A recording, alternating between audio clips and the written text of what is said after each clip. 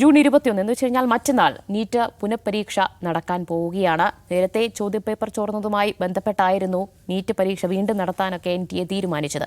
പക്ഷേ ആ പുനഃപരീക്ഷയ്ക്ക് മുന്നോടിയായി ടെലിഗ്രാം താൽക്കാലികമായി രാജ്യത്ത് നിരോധിച്ചിരിക്കുകയാണ് കേന്ദ്ര IT മന്ത്രാലയം. അത് NTA നൽകിയ ഒരു ശുപാർശയെ തുടർന്ന് തന്നെയാണ് അങ്ങനെയൊരു നടപടിയിലേക്ക് കേന്ദ്ര സർക്കാർ കടക്കുകയും ചെയ്തിട്ടുള്ളത്. കാരണം ഈ ടെലിഗ്രാം കേന്ദ്രീകരിച്ചുകൊണ്ട് നിരവധി വ്യാജ ചാനലുകൾ, റീനീറ്റ്, പ്രൈവറ്റ് മാഫിയ എന്ന പേരിൽ നിരവധി വ്യാജ ചാനലുകൾ ഈ പരീക്ഷാ പേപ്പർ ചോർത്തിത്തരാം എന്ന് പറഞ്ഞ് നിരവധി രക്ഷിതാക്കളിൽ നിന്ന്, വിദ്യാർത്ഥികളിൽ നിന്ന് പണം ആവശ്യപ്പെട്ടെന്ന് ആരോപണമൊക്കെ കഴിഞ്ഞ ദിവസങ്ങളിൽ ഉയർന്നിരുന്നു. അപ്പോൾ അതിന് പിന്നാലെ NTA ഇക്കാര്യങ്ങൾ പരിശോധിക്കുകയും ഒരു ശുപാർശ കേന്ദ്ര IT മന്ത്രാലയത്തിന് നൽകുകയും ചെയ്തു. അങ്ങനെയാണ് താൽക്കാലിക നിരോധനം, ടെലിഗ്രാം രാജ്യത്ത് വേണ്ടതില്ല എന്ന ഒരു തീരുമാനം കേന്ദ്ര സർക്കാർ കൈക്കൊണ്ടത്. അതിനെതിരെ ടെലിഗ്രാം ഡൽഹി ഹൈക്കോടതിയിൽ ഒരു ഹർജി നൽകിയിരുന്നു. 15 കോടിയോളം വരുന്ന ഉപഭോക്താക്കളുടെ അവകാശം ലംഘിക്കുകയാണ് ഇതിലൂടെ ചെയ്യുന്നത് എന്ന് ടെലിഗ്രാം വാദിച്ചു. പക്ഷേ ആ വാദങ്ങളൊന്നും അംഗീകരിക്കാൻ ഡൽഹി ഹൈക്കോടതി തയ്യാറായിട്ടില്ല. ഈ സുരക്ഷ മുൻനിർത്തിക്കൊണ്ട് കേന്ദ്ര സർക്കാർ എടുത്തിട്ടുള്ള ഈ നടപടി ശരിവെക്കുകയാണെന്നിപ്പോൾ ഡൽഹി ഹൈക്കോടതി ചെയ്തിരിക്കുന്നത്. NTA പിഴവ് പറ്റിയതിൽ ടെലിഗ്രാം എന്തു പിഴച്ചു എന്നാണ് നമ്മൾ പരിശോധിക്കുന്നത്. ദാവൂദ് എങ്ങനെയാണ് ഈ നിരോധനത്തെ കാണുന്നത്? നിരോധനം താൽക്കാലികമാണെന്നാണ് പറയുന്നത്. 22 വരെ പരീക്ഷ കഴിയുന്നവരെ. ഇപ്പോൾ നമ്മൾ കഴിഞ്ഞ വർഷം ഈ ടെലഗ്രാമിൻ്റെ ഉടമയുണ്ടല്ലോ, പവേൽ ഡുറോവ്, അദ്ദേഹത്തെ കഴിഞ്ഞ വർഷം ഫ്രാൻസിൽ നിന്ന് അറസ്റ്റ് ചെയ്തിരുന്നു. ഫ്രാൻസിൽ നിന്ന് അറസ്റ്റ് ചെയ്തതെന്ന് വെച്ചിട്ടുണ്ടെങ്കിൽ അവിടെ 3-4 കേസുകൾ വന്നു ടെലഗ്രാമിനെതിരെ. Child pornography, drug trafficking, human trafficking ബന്ധപ്പെട്ട്. എന്നുവെച്ചാൽ ഇതുപയോഗിച്ചാണ്, ടെലഗ്രാം ആപ്പ് ഉപയോഗിച്ചിട്ടാണ് ഈ പരിപാടി നടന്നതെന്നുള്ളതുകൊണ്ട് ക്രിമിനൽ കേസ് വന്നു. അപ്പോൾ ഈ ഡുറോവ് ഇവിടെ പാരീസിൽ എന്തൊരു ആവശ്യത്തിന് പോയി വിമാനം ഇറങ്ങിയപ്പോൾ ഇങ്ങനെ അറസ്റ്റ് ചെയ്തുകൊണ്ടായി. ഈ കേസിൽ ഇങ്ങനെ പ്രതിയായി. അന്ന് നമ്മൾ ഔട്ട് ഓഫ് ഫോക്കസിൽ ഇത് ഡിസ്കസ് ചെയ്തു കഴിഞ്ഞ വർഷം, ഡുറോവിൻ്റെ അറസ്റ്റ്. അപ്പോൾ ആ വീഡിയോയുടെ താഴെ വന്ന് ആദ്യത്തെ കമൻറ്റ് എന്താണെന്ന് വെച്ചിട്ടുണ്ടെങ്കിൽ, ഞാനൊരു PSC പരീക്ഷാർത്ഥിയാണ്, എന്നെ ഏറ്റവും കൂടുതൽ സഹായിക്കുന്ന ഒരു ആപ്പാണിത് ടെലിഗ്രാം. അതുകൊണ്ട് ദയവ് ചെയ്ത് ഇത് ഇന്ത്യയിൽ നിരോധിക്കരുതേ എന്നാണ് അത് പറഞ്ഞത്. ആ നിലയ്ക്ക് വളരെ ജനകീയമാണ്. ഇപ്പോൾ പേഴ്സണലി ഞാൻ എൻ്റെ എല്ലാ ഫയലും, നോട്ട്സ്, വിഷയാധിഷ്ഠിതമാണ്, ക്ലാസിഫൈഡ് നോട്ട്സ് ഓരോ വിഷയത്തിലും ഫയൽ കീപ്പ് ചെയ്യുന്ന ഞാൻ ഫയലുകൾ മുഴുവൻ കീപ്പ് ചെയ്യുന്ന ടെലഗ്രാമിലാണ്, ഗ്രൂപ്പാക്കിയിട്ട് ഏത് വിഷയത്തെക്കുറിച്ച്. അപ്പോൾ അതിൻ്റെ സൗകര്യം നമ്മളെവിടെ പോകുമ്പോൾ നമ്മുടെ കൂടെ അതുണ്ടാവും. ഈവൻ ഒരു പ്രഭാഷണത്തിനിടയിൽ പോലും റെഫർ ചെയ്യണമെന്നുണ്ടെങ്കിൽ വളരെ എളുപ്പമാണ്. പഴയ പത്ര കട്ടിങ്ങുകൾ, ഡോക്യുമെൻറ്റ്സ്, വീഡിയോസ്, എല്ലാ കാര്യങ്ങളും, എല്ലാ ഡാറ്റയും ഞാൻ കീപ്പ് ചെയ്തിരിക്കുന്നതിനകത്താണ്. ഇപ്പോൾ 2 ദിവസമായിട്ട് അവൈലബിൾ അല്ല. അപ്പോൾ ജാസ്വറിന് VPN എടുത്താൽ കിട്ടുന്നതാണ്. ഇനി 2 ദിവസം കൊണ്ട് വെയിറ്റ് ചെയ്യാൻ നോക്കാം.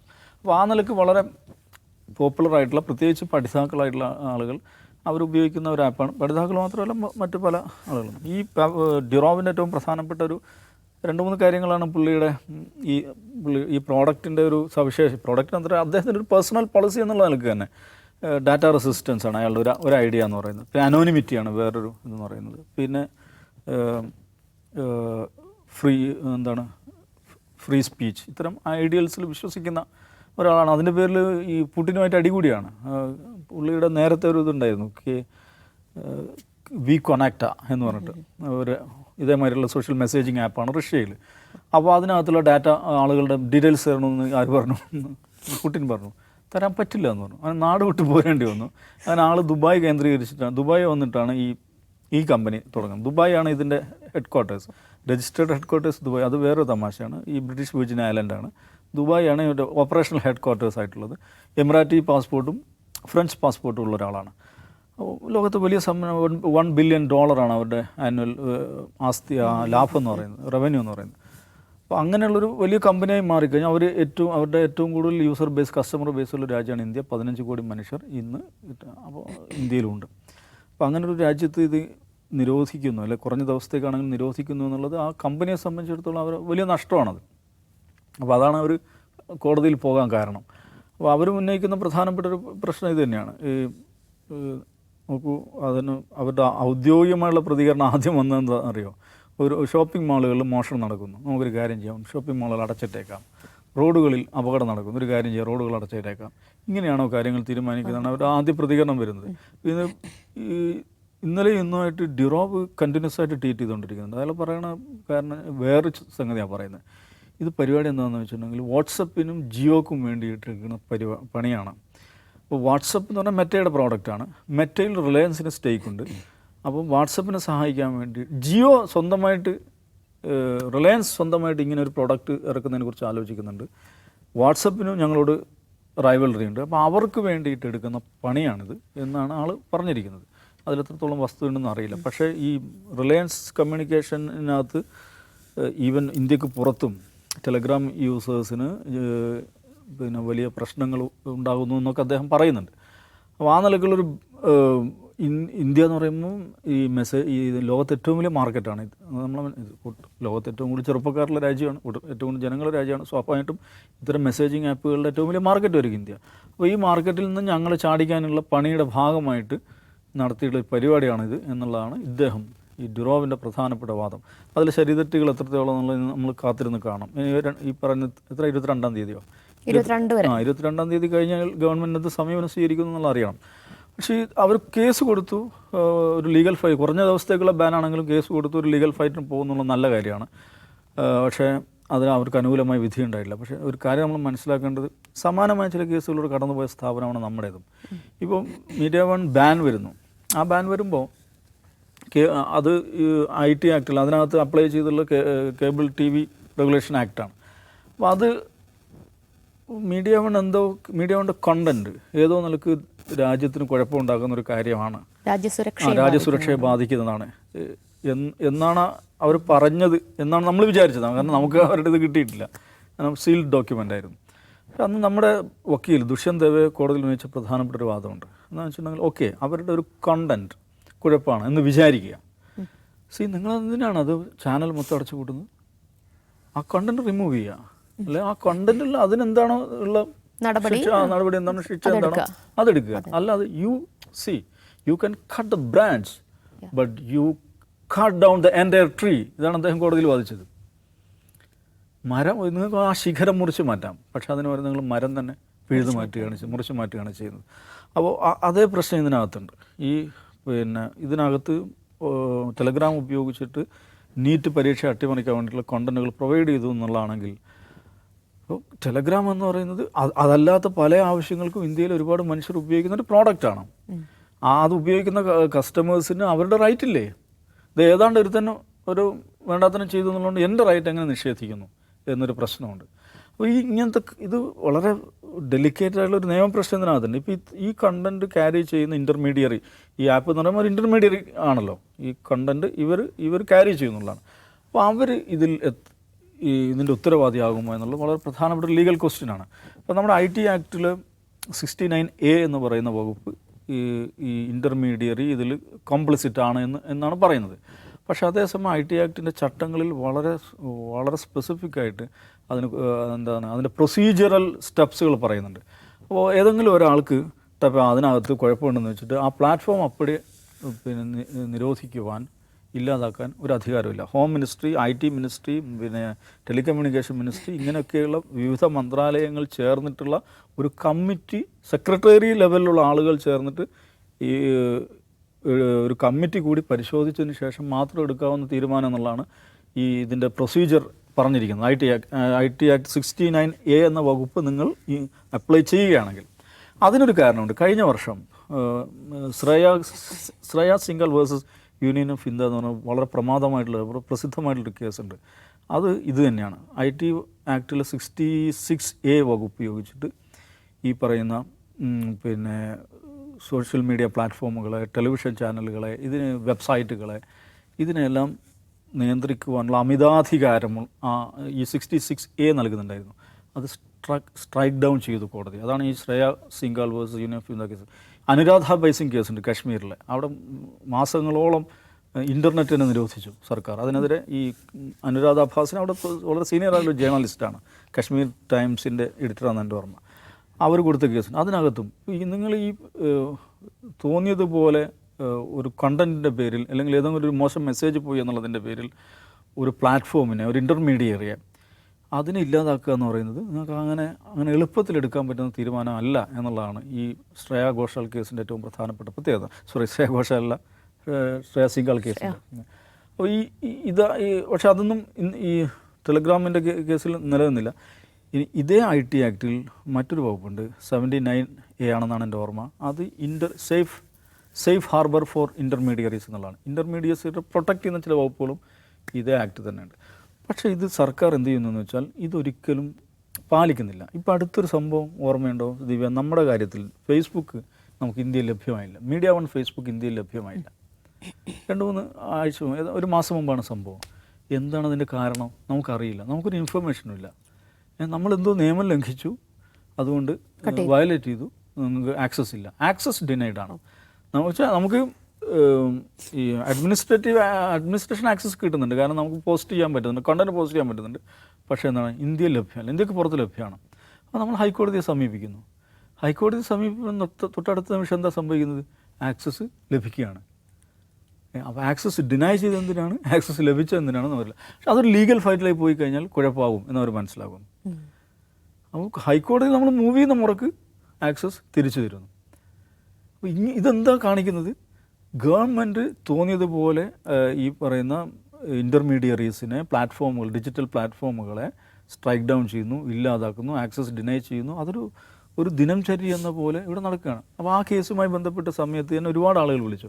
അതിലൊരാൾ എന്നോട് പറഞ്ഞ കാര്യം, UP എന്ന് പറയുന്ന സംസ്ഥാനത്ത് ഡസൻ കണക്കിന് യൂട്യൂബ് അക്കൗണ്ടുകളാണ്. അതിൽ പലതും വളരെ പോപ്പുലറായിട്ടുള്ള, ജനങ്ങൾ ധാരാളമായിട്ട് കാണുന്ന യൂട്യൂബ് അക്കൗണ്ടുകളാണ് ഇങ്ങനെ സ്ട്രൈക്ക് ഡൗൺ ചെയ്യപ്പെട്ടിട്ടുണ്ട്. അതിൻ്റെ എന്താ കാരണം? യൂട്യൂബിൻ്റെ അടുത്ത് ഒരു ഇൻഫർമേഷനും ഇല്ല. ഇയാൾ ഒരു ദിവസം ഇയാളെ ചാനൽ കാണുന്നില്ല. ലക്ഷക്കണക്കിന് ജനങ്ങളുമായിട്ട് സംസാരിച്ചുകൊണ്ടിരിക്കുന്ന ഒരു യൂട്യൂബർ അയാളെ ചാനൽ കാണുന്നില്ല. അയാൾ കൈമലർത്തുക, അയാൾക്കൊന്നും ചെയ്യാൻ പറ്റുന്നില്ല. ഇത് നിരന്തരം ചെയ്തുകൊണ്ടിരിക്കുകയാണ്. അപ്പോൾ ആ ഒരു പശ്ചാത്തലത്തിൽ ടെലഗ്രാമിനെതിരെ ഇതൊരു ടെമ്പററി ആക്ഷൻ ആണെങ്കിൽ പോലും അത് ഒരു മോശം പ്രസിഡൻ്റ്, ഒരു തെറ്റായ കീഴ്വഴക്കം സൃഷ്ടിക്കുമെന്നാണ് ഞാൻ വിചാരിക്കുന്നത്. അപ്പോൾ അതിനെതിരെ ഫൈറ്റ് ചെയ്യാൻ ഈ മനുഷ്യൻ, ആ കമ്പനി തയ്യാറായി എന്നുള്ളത് വളരെ പ്രധാനമാണ്. പക്ഷേ അവർക്ക് ആ ഫൈറ്റിൽ വിജയിക്കാൻ പറ്റിയില്ല. പക്ഷേ ഈ ഇൻ്റർനെറ്റ് ഫ്രീഡം, അല്ലെങ്കിൽ ഫ്രീഡം ഓഫ് സ്പീച്ച്, ആക്സസ്, ആളുകൾക്ക് കണ്ടൻറ് ആക്സസ് ചെയ്യാനുള്ള സ്വാതന്ത്ര്യം എന്ന് പറയുന്ന ആ ഒരു സംഗതി വലിയ തോതിൽ അത് പരിക്കേറ്റുകൊണ്ടിരിക്കുന്നുള്ളതിൻ്റെ ഒരു സൂചനയാണ്. ഓഫ് കോഴ്സ് ടെലഗ്രാം ഉപയോഗിച്ചിട്ട് പല മോശം ആക്ടിവിറ്റീസ് നടക്കുന്നുണ്ട്. അതും വാട്സപ്പ് ഉപയോഗിച്ച് നടക്കണില്ല, ഫേസ്ബുക്കിൽ നടക്കുന്നില്ല. ഫേസ്ബുക്ക് എന്ന് പറഞ്ഞാൽ ഇന്ത്യയിലെ ഹിന്ദുത്വ ബ്രിഗേഡിൻ്റെ ഏറ്റവും പ്രധാനപ്പെട്ട റിപ്പബ്ലിക്കായി മാറിക്കഴിഞ്ഞിട്ടുണ്ട്. അവിടെ എന്തൊക്കെയാണ് നടക്കുന്നത്? പക്ഷേ ഇതിന് ടെലഗ്രാമിന് സവിശേഷമായി ടെലഗ്രാം ഇന്ത്യയിൽ മാത്രമല്ല, ലോകത്ത് പല രാജ്യങ്ങളും ടെലഗ്രാമിന് ടാർഗറ്റ് ചെയ്തിട്ടുണ്ട്. അതിൽ ബഹുതമാശ എന്താണെന്ന് വെച്ചാൽ ഇൻ്റർനെറ്റ് ഫ്രീഡം, അനോണിമിറ്റി, ഇത്തരം കാര്യങ്ങളെക്കുറിച്ച്, ഡാറ്റ റെസിസ്റ്റൻസ്, ഇത്തരം കാര്യങ്ങളെക്കുറിച്ച് ധാരാളമായി സംസാരിക്കുന്ന ആളാണ് ഈ ഡിറോവ്. അങ്ങനെ ഇത് ബേസ് ചെയ്തിരിക്കുന്ന UAE-യിലാണ്. ലോകത്ത് ഏറ്റവും കൂടുതൽ സർവിലൻസ് നിലനിൽക്കുന്ന, സ്റ്റേറ്റ് സർവിലൻസ് നിലനിൽക്കുന്ന ഒരു രാജ്യത്ത് നിന്നുകൊണ്ടാണ് അയാൾ ഈ കമ്പനി നടത്തുന്നുള്ളൊരു തമാശ, ഒരു കൗതുകം അതിനകത്തുണ്ട്. അപ്പോൾ നിലവിലുള്ള ഒരു ഇതിനകത്ത് ഈ ഡാറ്റ ഡെമോക്രസി നിലനിർത്തുന്നതിൽ മുൻപന്തിയിൽ നിൽക്കുന്ന ഒരു സ്ഥാപനമാണ്, ഒരു പ്രോഡക്റ്റാണ് ടെലഗ്രാം എന്ന് പറയുന്നത്. അതിനെതിരെ ലോകത്തെ ഏറ്റവും വലിയൊരു ജനാധിപത്യ രാജ്യത്ത് നിന്ന് സ്റ്റേറ്റിൻ്റെ ഭാഗത്ത് നിന്ന് നീക്കം ഉണ്ടാകുന്നുള്ളത് അപകടകരമായിട്ടുള്ള സംഗതിയായിട്ട് ഞാൻ കാണും. യെസ്, അങ്ങനെയാണെങ്കിൽ അജം ആദ്യം NTA നിരോധിക്കേണ്ടി വരും. കാരണം ഈ കേസിൽ NTA അകത്ത് കുറേ ആളുകളും പ്രതികളാണ് എന്നുള്ളതാണ്. അപ്പോൾ ഈ താൽക്കാലിക നിരോധനം കൊണ്ട് മറ്റു ചില ലക്ഷ്യങ്ങളുണ്ട്. ഈ പറഞ്ഞതുപോലെയുള്ള ഒരു കോർപ്പറേറ്റ് അജണ്ട അതിന് പിന്നിലുണ്ടെന്ന് തന്നെയാണോ കരുതേണ്ടത്? ഞാൻ ഫൈനൽ ആർഗ്യുമെന്റിൽ നമ്മൾ ഈ വിഷയം ചർച്ച ചെയ്തതാണ്. അതായത് ഇത് നീറ്റ് എക്സാമുമായിട്ട് ഒരു ബന്ധവും ഈ നിരോധനത്തിനില്ല. അങ്ങനെ ധരിക്കുന്നവരുണ്ടെങ്കിൽ അത് തെറ്റാണ്. ഇത് നീറ്റ് എക്സാമുമായിട്ട് ബന്ധപ്പെട്ട ഒരു നിരോധനമേ അല്ല. അതിൻ്റെ കാരണം പൗൽ ദുറോവ് അന്ന് തന്നെ പറഞ്ഞിരുന്നു. എൻ്റെ സ്ഥാപനത്തെ, എൻ്റെ മെസ്സഞ്ചർ ആപ്പിനെ ഇന്ത്യയിൽ നിന്നുള്ള ഒരു പ്രധാനപ്പെട്ട കമ്പനി റിലയൻസ് ആണ്, അവർ ഹൈജാക്ക് ചെയ്യാൻ ശ്രമിച്ചുകൊണ്ടിരിക്കുകയാണ്. ഹൈജാക്ക് ചെയ്യാൻ ശ്രമിക്കുന്നതിന് തെളിവ് ഞങ്ങളുടെ മുമ്പിലുണ്ട്. അവർ പുറത്തുവിട്ട തെളിവ് പ്രകാരം അത് ജിയോ അല്ല, റിലയൻസ് കമ്മ്യൂണിക്കേഷൻ എന്ന് പറഞ്ഞാൽ അനിൽ അംബാനിയുടെ കമ്പനിയാണ്. അപ്പോൾ അനിൽ അംബാനിയുടെ കമ്പനിയാണ് അത് അങ്ങനെ ചെയ്തു എന്നുള്ളതുകൊണ്ട് ഒരു ഇന്ത്യൻ കമ്പനി ഞങ്ങളെ ഹൈജാക്ക് ചെയ്യാൻ ശ്രമിക്കുന്നു. എന്നാൽ ലോകത്ത് വളരെ ഒരു കോർപ്പറേറ്റ് കമ്പനിയുടെ CEO പറയുകയാണ് അതാരും എന്താ മുഖവരി എടുക്കാത്ത. അവിടെയാണ് പൗൽ ദുറോവ് വിശദീകരിക്കുന്നുണ്ട്. വാട്സപ്പും ജിയോയും തമ്മിൽ, അതായത് മെറ്റയും ജിയോയും തമ്മിൽ കൊളാബറേഷനാണ്. 5% സ്റ്റേക്ക് ഉണ്ട് ജിയോയിൽ, മെറ്റയ്ക്ക്. നമ്മൾ ഈ ടെലഗ്രാമിനെ പറ്റി ഇപ്പോൾ മലയാളികൾ പെട്ടെന്ന് മനസ്സിലാക്കുക എന്തിനെക്കുറിച്ചാണ്? അത് സിനിമ ഡൗൺലോഡ് ചെയ്യാനുള്ള ആപ്പ് എന്നാണ്. യഥാർത്ഥത്തിൽ ടെലഗ്രാം ഒരു വർക്ക് സ്റ്റേഷനാണ്. അതിൻ്റെ ഒരു പ്രീമിയം അക്കൗണ്ട് എടുത്തു കഴിഞ്ഞാൽ അതിലുള്ള സ്പെസിഫിക്കേഷൻസ് പറഞ്ഞാൽ അപാരമാണ്. അപ്പോൾ ഞാൻ പറഞ്ഞാൽ ആളുകൾ ജോലി ചെയ്യുന്ന ഇടമാണ് ടെലഗ്രാം. അതിൻ്റെ ഒരു പ്രധാനപ്പെട്ട കാരണം ഡാറ്റ ട്രാൻസ്ഫർ വളരെ ഈസിയാണെന്നുള്ളതാണ്. എത്ര വേണമെങ്കിലും ഡാറ്റ നമുക്ക് ട്രാൻസ്ഫർ ചെയ്യാം, അത്രയധികം അവർക്ക് ക്ലൗഡ് ഉണ്ട് എന്നുള്ളതാണ് അതിൻ്റെ ഒരു പ്രധാനപ്പെട്ട കാര്യം. വർക്ക് സ്റ്റേഷൻ എന്ന് പറഞ്ഞാൽ അത് പിന്നെ ഓട്ടോമേറ്റഡ് ബോട്ടുകൾ ഉപയോഗിക്കാവുന്നൊരു സംവിധാനം കൂടിയാണ്. വാട്സപ്പും ടെലഗ്രാമും തമ്മിൽ അങ്ങനെ കമ്പയർ ചെയ്ത് കഴിഞ്ഞാൽ ടെലഗ്രാമിൻ്റെ സ്പെസിഫിക്കേഷനും അപാരമാണ്, അസാധ്യമായ സാധ്യതയുള്ള ഒന്നാണ്. ഇപ്പോൾ വെബ് ഡെവലപ്പേഴ്സ് മുതൽ കോഡിങ് ചെയ്യുന്ന ആൾക്കാർ മുതൽ ഒരുപാട് പേര് അത് ഒരു വർക്ക് സ്റ്റേഷനായിട്ട് ഉപയോഗിക്കുന്നുണ്ട്. അവരുടെ ഏറ്റവും പ്രധാന റവന്യൂ ആണ് അത്. അല്ലാതെ ഇത് സിനിമ ഡൗൺലോഡ് ചെയ്യാനും PC ചോദ്യപേപ്പർ കിട്ടാനുള്ള സ്ഥലമല്ല. അതാണ് ആദ്യം മനസ്സിലാവും. അത് അതിനുവേണ്ടി ഉപയോഗിക്കുന്നുണ്ടാവും, ഡാർക്ക് വെബായിട്ട് ഉപയോഗിക്കുന്നുണ്ട്. അപ്പോൾ ഇന്ന് കോടതി പറഞ്ഞ പോലെ അതെ അതെ dark മയക്കുമരുന്ന് ഫ്രീ വേർഷനാണ് ഇതൊക്കെ നടക്കുന്നത്. മയക്കുമരുന്ന് കച്ചവടക്കാർക്ക് ഉപയോഗിക്കുന്നുണ്ടാവും. അതെന്തുകൊണ്ടാണ്? അനോണിമിറ്റി ഉള്ളതുകൊണ്ടാണ്. അനോണിമിറ്റിയും ഈ പറയുന്ന ഈ പ്രൊഫഷണലിസത്തിൽ ഭാഗമാണ്. ഇപ്പോൾ ഈ ടെലഗ്രാം എന്ന് പറഞ്ഞ പ്ലാറ്റ്ഫോമിനെ അറ്റാക്ക് ചെയ്യുന്നുള്ളത് എനിക്ക് പേഴ്സണലായിട്ടൊരു ഇതുണ്ട്. എക്സാമ്പിൾ, എനിക്ക് ഒരു ടെലഗ്രാം അക്കൗണ്ട് ഉണ്ടായിരുന്നു. എനിക്ക് 2 ഫോൺ നമ്പർ ഉണ്ട്. അതിൽ 2ാമത്തെ ഫോൺ നമ്പർ ഉപയോഗിച്ചിട്ടാണ് ഞാൻ അതെടുത്തത്. ഞാനത് ടെലഗ്രാം ഇടയ്ക്ക് യൂസ് ചെയ്യാറില്ല, ഞാനത് യൂസ് ചെയ്യാറില്ല. ഒരു ദിവസം നോക്കുമ്പോൾ ഇത് സൈൻ ഔട്ട് ആയിരിക്കുന്നു എൻ്റെ ഫോണിൽ നിന്ന്. അക്കൗണ്ട് സൈൻ ഔട്ട് ആയിരിക്കുന്നു. ഞാൻ വീണ്ടും അത് ലോഗിൻ ചെയ്യാൻ നോക്കുമ്പോൾ സമ്മതിക്കുന്നില്ല. കാരണം ഞാൻ അതിലൊരു അനോണിമസ് പേരാണ് ഇട്ടിരുന്നത്. ഒരു പേരിൻ്റെ ഒരു ആദ്യ അക്ഷരം മാത്രമാണ് പേരായിട്ട് ഇട്ടിരുന്നത്. ആ പറ്റില്ല, ഫുൾ നെയിം വേണമെന്ന് പറയുന്നത്. അത് ഇന്ത്യയിൽ വരുന്ന ഒരു ലീഗൽ റെസ്ട്രിക്ഷനാണത്. അപ്പോൾ ഓൾറെഡി അത് അറ്റാക്ക് ചെയ്യപ്പെട്ടു. അത് അറ്റാക്ക് ചെയ്യപ്പെട്ടിട്ടുണ്ട്. അത് ലോഗൗട്ട് വെറുതെ ലോഗൗട്ട് ആവില്ലല്ലോ. ഞാനിട്ട് വേറെ അക്കൗണ്ട് എടുത്തു. അപ്പോൾ ഈ അറ്റാക്ക് ഓൾറെഡി റിയലാണ്. ഒന്ന്. രണ്ടാമത്തെ കാര്യം, മെറ്റയ്ക്ക് അതിൽ താല്പര്യമുണ്ടെങ്കിൽ തീർച്ചയായിട്ടും ജിക്കും അതിൽ താല്പര്യമുണ്ടാവും. മെറ്റയ്ക്കും അംബാനിജിക്കും താല്പര്യമുണ്ടെങ്കിൽ തീർച്ചയായിട്ടും മോഡിജിക്കും താല്പര്യമുണ്ടാവും. അതൊരു വളരെ പ്രധാനപ്പെട്ട കാര്യമാണ്. അപ്പോൾ ഇതൊരു കോർപ്പറേറ്റ് വാറാണ് നമ്മളിപ്പോൾ കണ്ടുകൊണ്ടിരിക്കുന്നത്. അല്ലാണ്ട് ഇത് നീറ്റ് എക്സാമുമായിട്ട് ബന്ധപ്പെട്ട കാര്യമേ അല്ല. കോർപ്പറേറ്റ് വാർ വഴി എങ്ങനെയാണ് ടിക്ടോക്ക് ബാൻ ചെയ്ത് ഇൻസ്റ്റാഗ്രാമിന് കൂടുതൽ വിപണി ഉണ്ടാക്കി കൊടുത്തത്, സമാനമായി ടെലഗ്രാം ബാൻ ചെയ്തുകൊണ്ട് വാട്സപ്പിനും ജിയോയ്ക്കും വിപണി ഉണ്ടാക്കുന്ന പണിയാണ് ചെയ്തുകൊണ്ടിരിക്കുന്നത്. ഇത്രയും മനസ്സിലാകുന്നുള്ളൂ. മറ്റൊരു പ്രധാനപ്പെട്ട കാര്യം നേരത്തെ സൂചിപ്പിച്ച ഇൻ്റർനെറ്റ് സ്വാതന്ത്ര്യത്തെ പറ്റിയാണ്. അപ്പോൾ നമ്മുടെ ഭരണഘടന നമുക്ക് മൗലികാവകാശമുണ്ട്, നമുക്ക് അഭിപ്രായ സ്വാതന്ത്ര്യമുണ്ട്, സ്വകാര്യത നമ്മുടെ മൗലികാവകാശമാണ്. സ്വകാര്യതയും അഭിപ്രായ സ്വാതന്ത്ര്യവും. ഓക്കെ, എനിക്ക് സ്വകാര്യത ഭരണഘടന നൽകിയ മൗലികാവകാശമാണ്, എനിക്ക് അഭിപ്രായ സ്വാതന്ത്ര്യമുണ്ട് എന്ന് പറഞ്ഞിട്ട് നിങ്ങൾക്ക് ഇൻ്റർനെറ്റ് അങ്ങ് നിഷേധിച്ചു കഴിഞ്ഞാൽ നിങ്ങൾ ഈ പറഞ്ഞ 2 കാര്യം നടക്കില്ല. ഈ 2 അവകാശം റിയൽ ആവില്ല, ഉണ്ടാവില്ല. ഇപ്പോൾ എനിക്ക് അഭിപ്രായ സ്വാതന്ത്ര്യം ഭരണഘടന എന്നുണ്ട്, പക്ഷേ എനിക്ക് ഇൻ്റർനെറ്റിൽ ആക്സസ് ഇല്ല എന്ന് പറഞ്ഞാൽ ഞാൻ എൻ്റെ അഭിപ്രായം ഇവിടെ രേഖപ്പെടുത്തും. പുതിയ കാലത്ത് അഭിപ്രായം രേഖപ്പെടുത്താൻ കത്ത് എഴുതിയിട്ടോ അല്ലെങ്കിൽ പത്രത്തിൽ ലേഖനം എഴുതിയിട്ടോ അല്ലെങ്കിൽ പോസ്റ്റ് എഴുതി പിടിച്ചിട്ടോ കാര്യമില്ല. അത് ഇൻ്റർനെറ്റ് ആവശ്യമാണ്.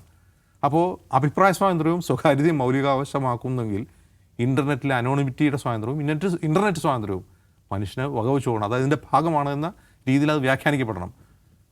പക്ഷേ നമ്മുടെ കോടതികൾ അത് ശ്രദ്ധിക്കുന്നില്ല, ഭരണഘടനാ വിദഗ്ധർ അതിനെക്കുറിച്ച് ശ്രദ്ധിക്കുന്നില്ല. മറ്റൊരു പ്രധാനപ്പെട്ട കാര്യം, ഈ തക്കം ലാക്കാക്കിക്കൊണ്ട് എന്ത് ചെയ്യുന്നു, ഭരണകൂടം കഴിഞ്ഞ 12 വർഷമായി നമ്മൾ ഭരിക്കുന്ന ഭരണകൂടം ഈ അവകാശങ്ങളെല്ലാം കവരാൻ വേണ്ടി ഈ പറയുന്ന ഇലക്ട്രോണിക്സ് ആക്റ്റും മറ്റ് നിയമങ്ങളും IT ആക്റ്റും നിരന്തരം ഭേദഗതി ചെയ്തുകൊണ്ടിരിക്കുന്നു. ഇപ്പോൾ ഇൻ്റർമീഡിയറ്ററീസ് എന്ത് പഴച്ചു എന്ന് ചോദിക്കുന്നുണ്ടല്ലോ. ഈ ഇൻ്റർമീഡിയറ്ററീസിനെ വരുതിയിലാക്കുകയാണ് ചെയ്യുന്നത്. അവരെ വരുതിയിലാക്കി, അവരെ ഭയപ്പെടുത്തി വരുതിയിലാക്കുകയാണ്. ഏറ്റവും കൂടുതൽ റെസിസ്റ്റ് ചെയ്തതാണ് ട്വിറ്ററാണ്. അവർ പോലും കൈവിട്ടു. ഒരു കമ്പനികൾക്കും, അതായത് സ്വകാര്യതയും ഇൻ്റർനെറ്റ് സ്വാതന്ത്ര്യവും ഉയർത്തിപ്പിടിക്കുന്ന ഒരു കോർപ്പറേറ്റിനും ഇന്ത്യയിൽ സക്സസ്ഫുള്ളായിട്ട് മുന്നോട്ട് പോകാൻ കഴിയുന്നില്ല. ഏതെങ്കിലും വിധത്തിൽ ഭരണകൂടത്തിന് വഴങ്ങേണ്ടി വരികയാണ്. ഇപ്പോൾ ടെലഗ്രാമും വഴങ്ങില്ല എന്ന് പറഞ്ഞുകൊണ്ട് അവർ കോടതിയിലേക്ക് പോയി, അവരും വഴങ്ങേണ്ടി വരും. കാരണം അവർക്കും വിപണിയും പ്രധാനമാണ്. 140 കോടി ഇന്ത്യക്കാരുടെ അടുത്ത് ഇവിടെ നിന്നുള്ള സബ്സ്ക്രൈബേഴ്സ് അവരുടെ പ്രധാനപ്പെട്ട വരുമാനമാണ്. അതുകൊണ്ട് ഈ ഭരണകൂടത്തിന് അവർക്ക് വഴങ്ങേണ്ടി വരും എന്നാണ് എനിക്ക് തോന്നുന്നത്. യെസ്, അതാണ്. എന്തായാലും ഈ നിരോധനം കോടിക്കണക്കിന് വരുന്ന ടെലിഗ്രാം ഉപയോക്താക്കളുടെ അഭിപ്രായ സ്വാതന്ത്ര്യത്തെ ഹനിക്കുന്നതാണ് എന്ന് വാദിച്ചുവെങ്കിലും ആ വാദം പക്ഷേ കോടതി അംഗീകരിച്ചിട്ടില്ല. അത് മാത്രമല്ല, ഈ നിരോധനത്തിന് പിന്നിൽ ഈ പറഞ്ഞതുപോലെയുള്ള മറ്റു ചില കോർപ്പറേറ്റ് അജണ്ട ലക്ഷ്യങ്ങൾ കൂടി ഉണ്ടെന്ന് നമ്മൾ മനസ്സിലാക്കേണ്ടതുണ്ട്.